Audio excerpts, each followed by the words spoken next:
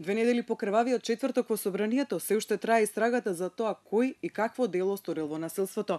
Досега МВР идентификуваше повеќе од 20 сторители против кои се поднесени кривични пријави, а обвинителството покрена обвиненија против 9 лица. Топ тема на ваша страна на социјалните мрежи ги постави прашањата: дали очекувате директните виновници за нападот на пратениците да бидат откриени и казнети, ќе ги стигнали правдата и организаторите и инспираторите? Одговорот на Зоран Пинтовски нова беше дека многу се тие што треба да ги стигне раката на правдата и се додека не се направи целосна ревизија на целиот систем по хоризонтала и по вертикала, многу тешко дека некој ќе одговара. Ставот на Сашо Мержановски е дека во собранието се сторија класични кривични дела, организирани со умисла и во секој случај мора да има измени или проширување на обвиненијата во иднина. Џоко Танев пак ни одговори дека одговорност ќе има ако има нова влада и пред се професионално работење на обвинителството и судот.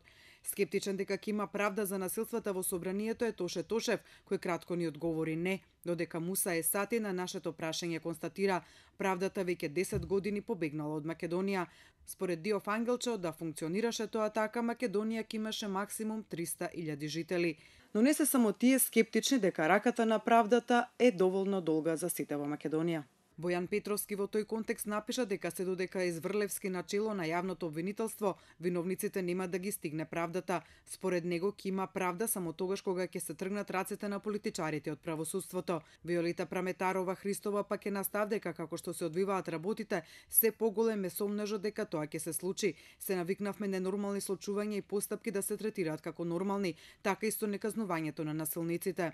Твитерџијата темти персона на прашањето на топ тема на ваша страна одговори дека додека е ВМРО на власт, никој нема да сноси никаква одговорност, додека Ракурс напиша дека џабе што човечки според правото очекувањата се виновниците да бидат откриени и казнети, кога правосудството не е во спрега со кривоклетството. Боби, одговорите кои ги добивме наведуваат дека јавноста нема голема доверба дека постои функционален систем на правда во земјава и кај не е мал оптимизмот дека за насилствата во собранието ќе има соодветни санкции за извршителите, а уште помалку за инспираторите.